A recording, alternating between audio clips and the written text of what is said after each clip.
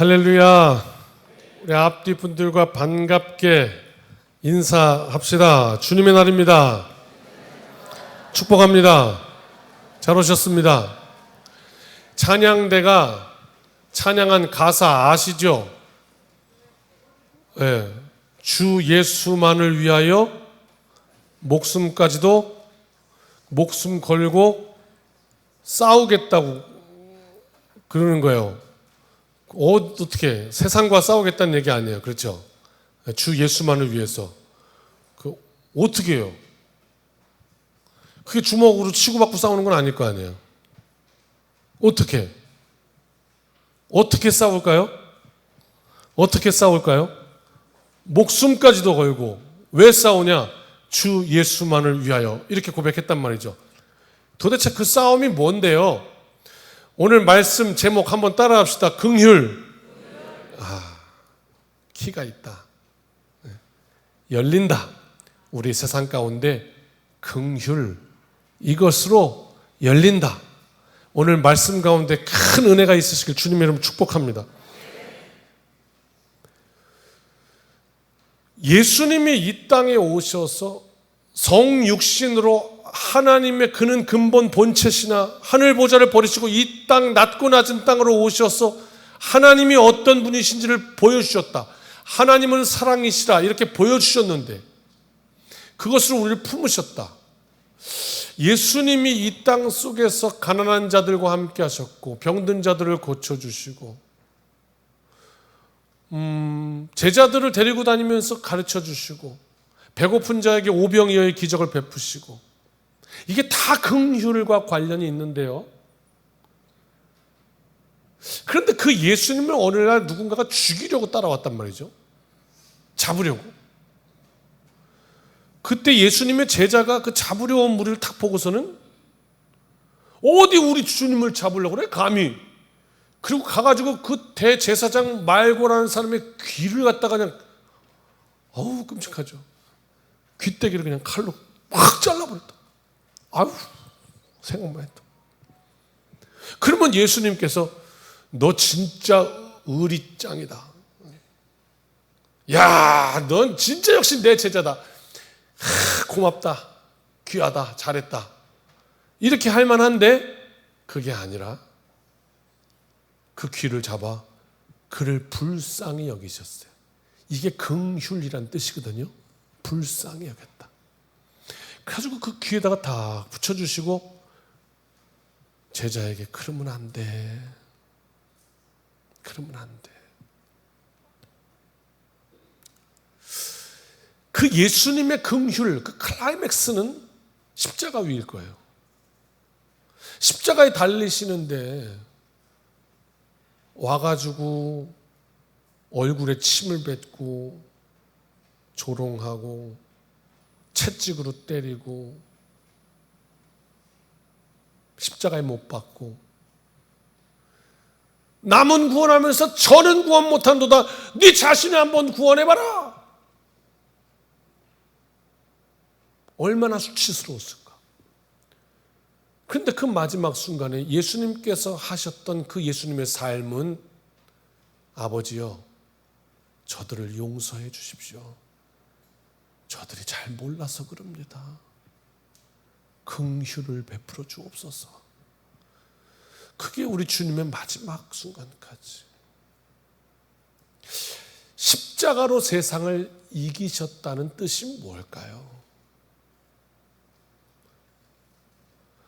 하나님께서 우리를 긍휼히 여기지 않으셨다면 우리는 어떻게 되었을까요?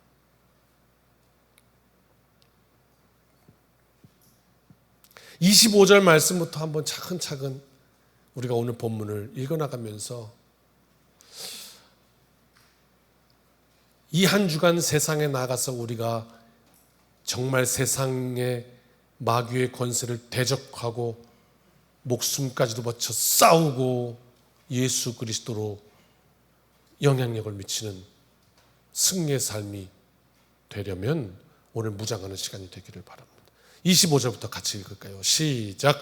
형제들아 너희가 스스로 지혜 있다 하면서 이 신비를 내가 원하지 아니하노니 이 신비는 이방인의 충만한 수가 들어오기까지 이스라엘의 더러는 우둔하게 된 것이라. 아멘. 신비라고 번역이 됐어요. 비밀이라고도 합니다. 이것이 어떤 신기한 현상 이런 걸 의미하는 말은 아니에요.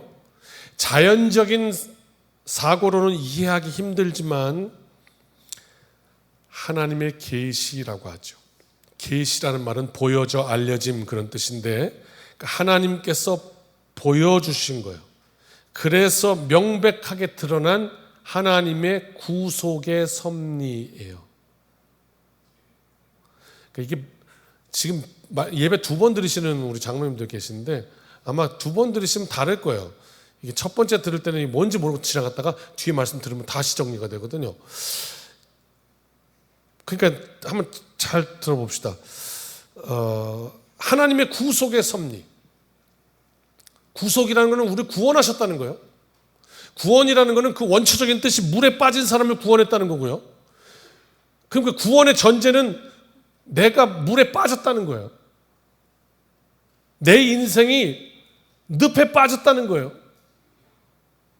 늪이라는 거, 물이라는 거는 내가 스스로 나올 수가 없는 거예요. 그러니까 말하자면 죽게 된 것이죠. 이 세상 속에서. 그런데 구속했다. 건져냈다는 거예요. 이게 신비인데 하나님의 계시, 신비, 비밀이라 이렇게 말씀하고 있어요. 성육신을 들 수 있겠죠. 그분이 육신의 몸을 입고 우리에게 보이지 않으셨다면 우리가 하나님을 알 수도 볼 수도 없다. 어떤 신학자는 그렇게도 설명했어요. 지나가는 개미에게 우리가 대화하고 싶거든 우리의 말로 대화할 수가 없다는 거예요. 개미가 되지 않는 한. 이제 그게 성육신의 신비다 이렇게도 말씀해 주셨어요. 하나님을 결단코 볼 수 없는데 그리스도께서 오셔서 우리를 대속하시는 십자가 이거 우리가 알았겠냐는 거죠. 그리고 그 죽음에서 이기신 부활의 신비 그것을 통해서 우리는 우리의 가시적으로 볼 수 있는 건 육신의 죽음까지잖아요. 거기가 끝이잖아요. 그런데 하나님은 그 이후를 보게 하셨다. 부활의 신비, 계시인 것이죠. 그것을 우리에게 알게 하십니다. 또 죄로 죽을 수밖에 없는 우리를 구원하시려고 역사를 이루시려고 우리를 건져주시는데 어떤 엄청난 대가를 바라는 게 아니라 세상에 나아가서 여러분 뭐 좋은 걸 하나 살려고 하든지 아니면 좋은 곳에 한번 입장하려고 하든지 뭐 좋은 음식을 한번 먹으려고 하든지 그러면 거기서 요구하는 게 대단히 많을 거예요. 그럼 우린 비싸다라고 얘기하죠. 그죠? 싸지 않은 거예요. 요구하는 게 많을 거예요. 그런데 하나님께서 우리의 그 전 존재, 인생을 구원하시는데 그 대가를 어떻게 말씀하시냐면 믿음으로 말미암아 구원에 이르게 하셨다는 거예요. 이것도 신비예요. 신비. 그 가장 바탕은 뭐냐? 긍휼이에요. 예수 그리스도께서 우리를 긍휼히 여기셨기 때문에. 저도 긍휼의 사람이 되었으면 좋겠어요. 그래서 긍휼의 사람이 되기 위해서 운전을 좀 하지 말아야 될까 봐요. 저는 다른 거는 그냥 어떻게 잘 견디고 잘 하는 것 같아요. 인간관계도 뭐 괜찮고 다 이렇게 괜찮은 것 같아요. 그런데 이게 운전대만 잡으면 왜 그런지 모르겠어요. 제가 저를 향해서 참 긍휼이 부족해요. 어쩌면 그렇게 운전을 그렇게 하냐. 세상에 확 들어. 지난주에 유튜브 어떤 쇼츠 하나 봤더니 되게 재밌대요. 어떤 사람이 확 들어왔어요. 그래갖고 화가 나가지고 쌍깜빡이 켰더니 탁 세우더라고 차를. 그 브레이크 잡아버려. 그더니 또 차 내려갖고 와가지고 왜 쌍깜빡이 켜냐는 거야. 왜 쌍라이트를 켜냐는 거야. 그래갖고 그렇게 갑자기 들어오면 어떡하냐고 했더니 앞 운전자 그러더라고. 깜빡이 켜고 들어왔는데 뭔 소리냐고. 그랬더니 뒤 운전자가 그러더라고. 이봐 깜빡이가 무슨 암행어사 마패요? 그러더라고. 그냥 막 들어오면 되는 거예요. 하여튼 막 운전하다 보면 그렇게 이상하게 그렇죠. 막 욕도 나와요. 막 저런 이런 왜 그렇게 하는지 모르겠어요. 그냥 막 욕을 하고 막 그냥 그런 놈 저기 운전대 자꾸 저기. 그랬더니 아내가 저한테 그러더라고. 여보, 당신도 그래. 참 그러면 깨닫는 바가 많아요. 당신도 그래. 어쩌면 내가 그러는 거는 못 봐. 못 봐요. 나한테 뭐라 그러면 사정이 있어서 그래. 급해서 그래. 뭐해서 그래. 합리화 다 하죠. 노란불 조심하래요. 노란불. 법이 바뀐다고 그러더라고요. 법이 좀 수정된다고. 예. 그래가지고 이제 예전에는 노란불에 가다가 뭐가 사고가 나거나 문제가 되면 그러면 이제 운전자 편을 들어줬는데 이제 바뀐다네요. 그래서 노란불에 이렇게 지나가다가 사고가 나면 무조건 그 노란불이 문제가 된대요. 예. 그러니까 어떻게든지 노란불에는 할 수만 있으면 쓰시는 게 좋아요. 이제 그렇게 점점 법이 바뀌어간다고 어제 들었어요. 따끈따끈한 뉴스. 그러니까 조금 있으면 이제 바뀔 거예요. 그게. 예. 그러니까 그렇게 하시고. 아무튼요. 남이 하는 일에는 어쩌면 그렇게 칼을 대는데 내가 하는 일에는 어쩌면 그렇게. 그러니까 긍휼이라는 게 뭘까? 하나님께서 우리를 긍휼히 여겨주신 거. 바울은 이렇게 얘기합니다. 다시 25절. 형제들아, 너희들이 이 땅을 살면서 스스로 지혜 있다 하면서 내가 말이야 경험이 많아, 지식도 많아, 나 똑똑해 그러면서 이 놀라운 하나님의 경륜과 신비, 비밀을 모르기 원하지 아니한다. 알기 원한다 이 말이에요. 알기 원한다 그러면 되는데 그걸 굳이 어렵게 모르기를 원하지 아니한다. 무슨 말이에요? 강조라고. 강조. 정말 알았으면 좋겠다. 이 세상 가운데 너희가 몰려 하나님의 신비를. 그게 뭔데요? 이 땅은 힘 있는 자들이 누르고 그렇게 할지 모르지만 하나님의 신비는 뭐냐? 긍휼이라고. 우리가 오늘 살아있는 이유가 하나님의 긍휼이라고. 그 바탕 위에 서지 않으면 죽는다고요. 여러분 어떠세요? 하나님께서 우리와 관계하시는데 하나님의 긍휼, 용서, 용납하심 그게 아니고 그냥 그 불꽃 같은 눈동자로 우리의 죄악들을 심판하시고 하나하나 다 물으신다면 여러분 어떠세요? 제가 여러분 잘 모르잖아요. 근데 제 인생을 돌아보니까 하나님께서 그렇게 관계하셨다면 끔찍해요. 하나님 앞에 어떻게 살아있을까? 살아있는 것이 은혜인데 그 은혜의 기반은 긍휼이라고. 그 긍휼로 우리를 잡아주셨다. 이게 말씀의 전부인데 이제 그거를 풀어낸 거예요 오늘 이 로마서는. 너무너무 간절. 이방인의 충만한 수가 들어오기까지 하나님께서 긍휼로 기다려주시고 이스라엘이 우둔해서 예수 그리스도 십자가에 못 박았어요. 그것까지도 하나님께서 사용하셔서 긍휼로 이방인을 구원하시고. 그런데 지난주에 뭐라고 했어요? 다시 그것이 영적 시기심이라도 어떻게 발동해서 이 이스라엘 당신의 백성들까지 다시 구원하기 원하신다. 이게 뭐냐? 하나님의 긍휼이다. 그런데 이 하나님의 긍휼은 어디서부터 시작된 거냐? 한번 따라 하십시다. 하나님의 언약. 약속하셨기 때문이래요. 어느 날 갑자기 된 일이 아니라 이 놀라운 약속을 좀 확인해 보라는 거예요. 26절, 27절 그 말씀이거든요. 그래서 이사야 27장에서 이렇게 떼어다가 갖다가 붙였어요. 인용을 했는데 어떤 말씀인지 확인하세요. 눈으로, 입으로. 시작. 그리하여 온 이스라엘이 구원을 받으리라. 기록된 바 구원자가 시온에서 오사 야곱에게서 경건하지 않은 것을 돌이키시겠고 내가 그들의 죄를 없이 할 때에 그들에게 이루어질 내 언약이 이것이라 함과 같으니라. 아멘. 이게 지금 로마서 말씀 오늘 본문인데 요 26절, 27절이 이사야에서 왔다 이 말이에요. 이사야 27장 9절 이 말씀인데 한번 볼까요? 같이 시작.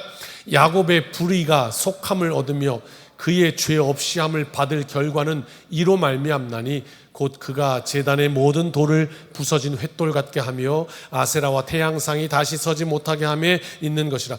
야곱의 불의가 속함을 얻는다. 하나님 앞에 불의가 죄 없이 함을 받는다. 이 결과이다. 무슨 말씀이에요? 하나님께서 구속하시겠다는 거예요. 메시아를 계획하신 거예요. 하나님의 긍휼로. 만약 야곱의 죄를 그냥 하나님의 관점에서 보시겠다 그러면 심판이에요. 그런데 구속하겠다. 예수 그리스도에 관한 메시아에 관한 예언이 되는 것이요. 심판 앞에 있는 야곱이 구원자로 말미암아 죄 없이 함을 받는다. 속함을 받는다. 이렇게 말씀하고 있거든요. 그러니까 아세라와 태양상이 다시 서지 못하게, 우상 앞에 서지 않게 될 것이다. 이렇게 말씀하는 거예요. 이 땅의 우상은 뭔지, 그 우상을 타파하는 방법은 뭔지 하나님은 오늘 우리에게 말씀하십니다. 긍휼이다. 긍휼이다. 긍휼로 말라붙어가는 점점점 메말라가는 이 세상 속에 하나님의 생명의 강이 흐르게 하라. 긍휼입니다. 너무너무 긍휼이 없다. 그런데 긍휼. 이사야 59장 20절 21절 이것도 이제 오늘 말씀에 인용된 말씀인데 또 같이 읽어봅시다. 이사야 59장 20절부터 21절 시작. 여호와의 말씀이니라. 구속자가 시온에 임하며 야곱의 자손 가운데에서 죄과를 떠나는 자에게 임하니라. 21절 여호와께서 이르시되 내가 그들과 세운 나의 언약이 이러하니 곧 내 위에 있는 나의 영과 내 입에 둔 나의 말이 이제부터 영원하도록 내 입에서와 내 후손의 입에서와 내 후손의 후손의 입에서 떠나지 아니하리라 하시니라. 여호와의 말씀이니라. 아멘. 구속자가 임한다. 나의 언약이다 이거예요. 다시 한번 21절 첫 번째 펴주세요. 그래서 어떻게 나의 영과 성령과 나의 말과 나의 말씀과 이것이 너의 입에서 그리고 너의 후손의 입에서 그리고 너의 후손의 후손의 입에서 영원히 떠나지 않겠다. 약속하셨다고 하나님께서 함께 하시겠다. 그래서 그 약속의 언약으로 인해서 긍휼이 베풀어졌다 이 말이에요. 약속하십니다. 오늘 우리는 그 약속을 붙들고 사는 사람들. 구속자가 임한다. 이스라엘 자손 가운데 죄가를 떠나는 자에게. 하나님은 그러면 그 구속자를 왜 보내셨는가? 예수 그리스도를 약속이다. 택하셨다. 보세요. 이스라엘 백성들이 있어요. 근데 하나님을 떠났어요. 우상은 택했어요. 그래서 하나님께서 그것으로 이방인을 구원하셨어요. 긍휼이요. 근데 이들은 버리느냐? 뭐라고 했죠? 지난 시간에? 그럴 수 없느니라. 영적 시기심이라도 발동해서 하나님은 이들도 붙드시기를 원한다. 어떻게 내 새끼가 잘못했다고 또 버릴 수가 있겠냐? 이게 뭐죠? 긍휼이에요. 이게 다 긍휼이에요. 이거 왜 그러냐? 하나님이 약속하셨기 때문이다. 영원토록. 오늘 그 약속을 붙드시는 놀라운 이 은혜의 날 되시길 주님의 이름으로 축복합니다. 우리와 함께함을 약속을 다 붙드는 거예요. 약속을 붙드는 거예요. 28절, 29절. 그래서 이렇게 말씀해요. 시작. 복음으로 하면 그들이 너희로 말미암아 원수된 자요, 택하심으로 하면 조상들로 말미암아 사랑을 입은 자라. 29절. 하나님의 은사와 부르심에는 후회하심이 없느니라. 아멘. 이게 뭔 말이냐면 28절에 보면요, 복음으로 하면 복음이 들어와 가지고 복음이 이방인들한테 옮겨가 버렸어요. 그러니까 이제 그들이 너희로 하면 그들이는 이스라엘이고 너희로는 이방인이겠죠. 이스라엘이 이방인으로 말미암아 어떻게 원수됐다고? 원수된 건 뭐냐면 이거잖아요. 내가 우리 아버지 친아들인데 어느 날 아버지가 양아들이라고 데리고 왔고 이제부터 그 아들이래. 그 이방인이 그게 구원받았대. 나는 버림받았고. 그 셈이 나잖아요. 내가 아들인데 원래. 넌 이제부터 내 원수야. 뭐 이렇게 될 수 있겠죠. 원수되었어요. 그 다음 택하심으로 하면 조상들로 말미암아 택하신 선민이라 사랑을 입은 자야. 그런데 복음으로 말미암아 버림을 받는 건가? 이렇게 됐다. 그런데 그 다음 말씀, 은사와 부르심에는 후회하심이 없다. 은사는 카리스라는 말, 카리스마도 여기서 나왔죠. 은혜란 말이에요. 은혜. 그다음 부르심이란 말은 하나님께서 우리를 그 구원의 역사, 하나님의 뜻, 하나님의 영광, 천국 그곳으로 초대하신 게 부르심이에요. 그러니까 이스라엘 백성 어떤 의미에서 여러분 우리는 이스라엘 백성이에요. 어떤 의미에서 우리는 이방인이라고 했잖아요.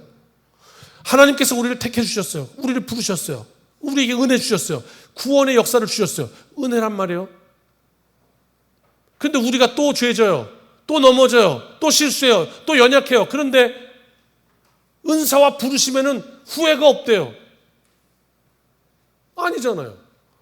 아니 기껏 물에서 건져놨더니 또 들어가겠다 그러면 후회할 거 아니에요. 아, 내가 저걸 왜 건졌을까? 아, 저걸 왜 구원했을까 내가? 근데 한일에 후회하심이 없대요. 그래서 어떻게 다 건질 거라는 거예요. 이스라엘도 이방인도. 이유가 뭔지 아세요? 하나님의 긍휼이에요. 그러니까 우리가 이 세상을 그리스도의 푸르른 계절이 오게 하자. 하나님의 역사를 이루게 하자. 이건요, 하나님의 긍휼하심이 내게서 이루어질 때 나타나요. 가만 보니까 오늘 정말 저 꼴을 못 보겠거든요. 그런데 갑자기 그 순간에 내 안에 내주하시는 성령께서 나를 감동시키는 거예요. 그래서 어떻게 해요? 갑자기 불쌍한 마음이 들게 하시는 거예요. 긍휼히 여기는 마음을 주시는 거예요. 아, 하나님께서 나 같은 것도 긍휼히 여겨주셨는데 이런 마음이 드는 거예요. 그러니까 그 자리에 은혜가 넘치는 거죠. 세상은 이해하지 못해요. 아이, 그런 게 어디 있어? 왜? 그건 정의가 아니야 뭐 이렇게 말할지도 몰라요. 저스티스라는 문제에 걸릴지도 몰라요. 그런데 하나님께서 나를 그렇게 받아주셨어. 불의한 나를 받아주셨어. 하나님의 긍휼로. 그게 세상을 이긴다는 거예요. 그게 목숨까지도 바치고 세상과 싸울 우리의 무기라는 거예요. 뭐가요? 하나님의 긍휼이에요. 세상은 메말랐어요. 우리도 메말랐어요. 세상 속에 살다가 치이고 다치고 상처 입고 긍휼이 메말랐어요. 그래서 온갖 가시가 돋쳤어요. 마치 고슴도치만. 누구든지 나 건드리기만 해봐라. 확 찔러버리게. 그런데 하나님께서 그냥 덮어주시는 거예요. 네가 아무리 그런 모습이어도 나는 너를 선택한데 후회가 없다. 하나님의 은사와 부르시면 후회가 없다. 이 문맥이 지금 그래요. 이스라엘과 이방인 얘기하다가 하나님의 은사와 부르시면 후회가 없다는 건 뭐겠어요? 당연히 이방인이 아닌 이스라엘을 향한 말씀이겠죠. 후회가 없다. 그런 말씀입니다. 이 모든 것이. 그러면서 사도 바울은 이 결정적인 긍휼 이 이야기로 다가갑니다. 30절로 32절. 긍휼이라는 단어를 잘 확인하시면서 함께 32절까지 읽어봅니다. 시작. 너희가 전에는 하나님께 순종하지 아니하더니 이스라엘이 순종하지 아니함으로 이제 긍휼을 입었는지라. 이와 같이 이 사람들이 순종하지 아니하니 이는 너희에게 베푸시는 긍휼로 이제 그들도 긍휼을 얻게 하려 하심이라. 하나님이 모든 사람을 순종하지 아니하는 가운데 가두어 두심은 모든 사람에게 긍휼을 베풀려 하심이로다. 아멘. 여러분 지금 읽은 말씀 이거 이해되세요? 이게 지금 한국말이에요. 한국말인데요. 한 방에 탁 이해하면 중고등부 이거 이해되세요? 30절? 이거 한 방에 이해하면 수능 만점 받을 것 같은데요? 네. 이게 문맥이 한 방에 이해되면 쉽지 않을 것 같아요. 그 다음에 이 말씀을 가만히 논리적으로 읽어보면 분명히 물음표가 생겨야 돼요. 말씀이 좀 이상한데? 이렇게. 왜냐하면 문자적으로는 그래요. 너희가 전에 하나님께 순종하지 아니했다. 이스라엘이 순종 안 했다. 그래서 긍휼을 입었다. 하나님께 긍휼을 입으려면 불순종해야 된다.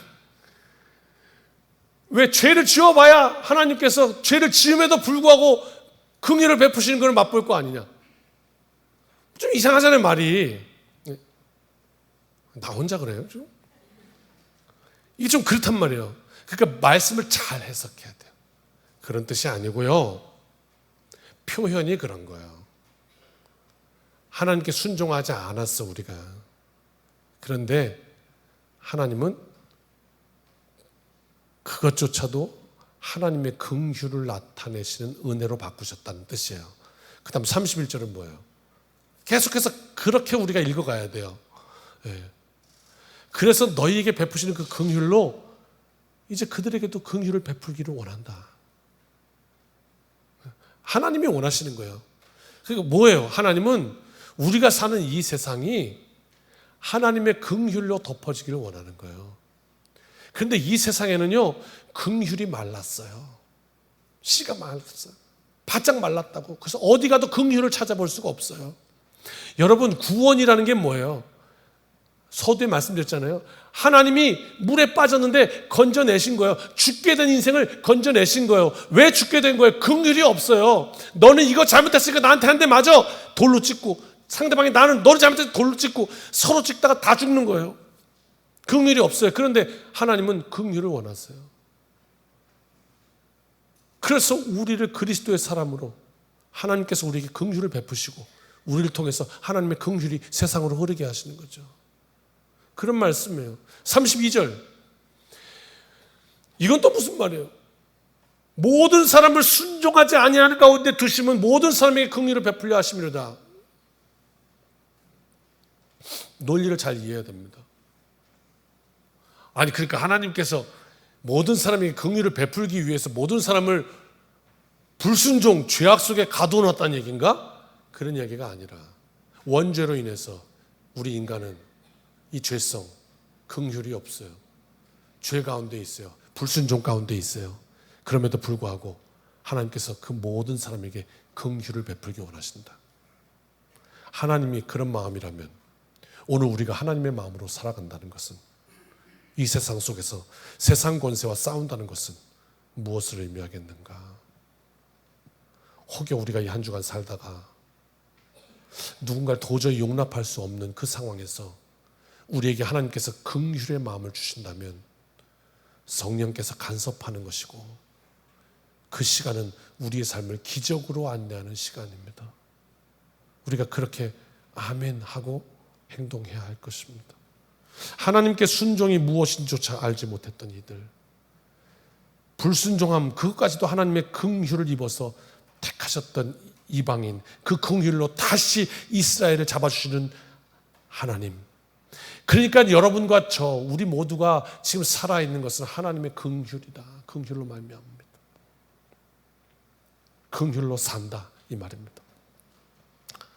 여기까지 논한 바, 인간의 악함과 부족함, 연약함, 해도 끝이 없고 하나님의 긍휼과 자비, 사랑하심은 우리가 측량할 길이 없으니, 그래서 사도 바울은 고백한 것입니다. 33절 같이 읽습니다. 시작. 깊도다 하나님의 지혜와 지식의 풍성함이요 그의 판단은 헤아리지 못할 것이며 그의 길은 찾지 못할 것이로다. 아멘. 하나님은 이렇게 일하신다는 거예요. 긍휼. 어찌 우리가 판단하겠는가? 그래서 계속합니다. 34절 35절 시작. 누가 주의 마음을 알았느냐? 누가 그의 모사가 되었느냐? 35절 누가 주께 먼저 드려서 갚으심을 받겠느냐? 34절 다시 누가 주님의 마음을 헤아릴 수 있겠느냐? 모사, 누가 주님의 조언자가 될 수 있겠느냐? 35절 누가 주님께 먼저 드렸기 때문에 그 대가로 나에게 주신 것이다 하겠느냐? 아니요, 주님이 우리에게 먼저 그냥 긍휼을 베풀어 주신 거야. 십자가 그 표시예요. 하나님의 긍휼. 그러니까 우리가 십자가 붙들었다는 건 뭐예요? 우리도 그 긍휼 얻기를 원합니다. 그래서 마지막 절 마무리합니다. 시작. 이는 만물이 주에게서 나오고 주로 말미암고 주에게로 돌아감이라. 그에게 영광이 세세 있을지어다. 아멘. 만물이 주에게서 나오고 뭡니까? 영원 전 과거입니다. 주로 말미암고 뭡니까? 현재입니다. 지금이 주로 말미암고 주에게로 돌아갑니다. 우리의 미래입니다. 영원 전부터 영원까지 하나님의 긍휼로 이 온 만물이 역사되는 것입니다. 그것을 우리에게 깨닫게 하시고 하나님의 영광이 영원까지 계시기를 원합니다. 오늘 그 영원 속 존재로 구속함을 입은 우리, 세상에서 찌들지 말고 오늘 다시 한번 영원하신 그 하나님 앞에 그 긍휼의 은혜를 헤아리며 또 우리도 긍휼의 사람 되어서 오늘 이 한 주간 하나님께서 베푸시는 그 은혜가 나를 통해서 세상으로 흐르도록 그렇게 크신 은혜가 넘치는 복된 한 주간 되시기를 주님의 이름으로 축원합니다. 함께 찬양하고 기도합니다. G코드 원키죠?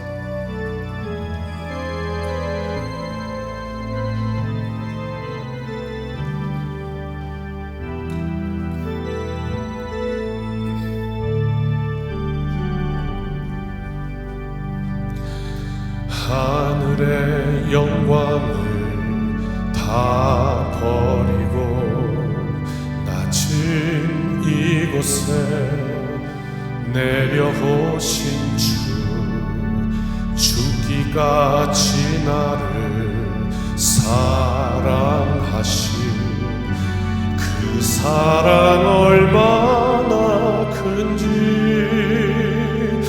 우리가 높아지면 그가 낮추시리 우리가 낮아지면 그가 높이시리 하나님이 원하시는 세상으로 나 자신을 낮추는 섬김으로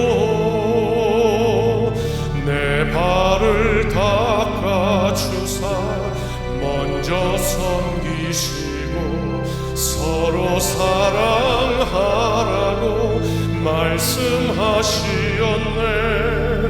하나님이 원하시는 세상으로 나 자신을 드리는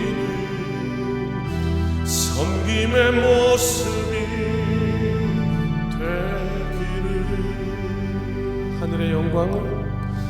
하늘의 영광을 다 버리고 낮은 이곳에 내려오신 주 죽기까지 나를 사랑하신 그 사랑 얼마나 큰지 우리가 높아지면 그가 낮추시리 우리가 낮아지면 그가 높이시리 하나님이 원하시는 세상으로 나 자신을 낮추는 섬김으로 내 발을 닦아주사 먼저 섬기시고 서로 사랑하라고 말씀하시었네. 하나님이 원하시는 세상으로 나 자신을 드리는 섬김의 모습이 되기를. 아멘. 기도합니다. 이제는 우리 주 예수 그리스도의 크신 은혜와 아버지 하나님의 무한하신 사랑하심과 성령님의 능력 주심이 동행하심이 오늘 하나님의 긍휼 이 세상 속으로 흐르게 하는 오늘 능력의 한 주간 되기를 간절히 소원하고 말씀 앞에 약속을 붙들고 결단하며 이 문을 나서는 여기 모인 주님의 백성들 자녀들 머리 위에 이제로부터 영원까지 함께하여 주시기를 축원하옵나이다. 아멘.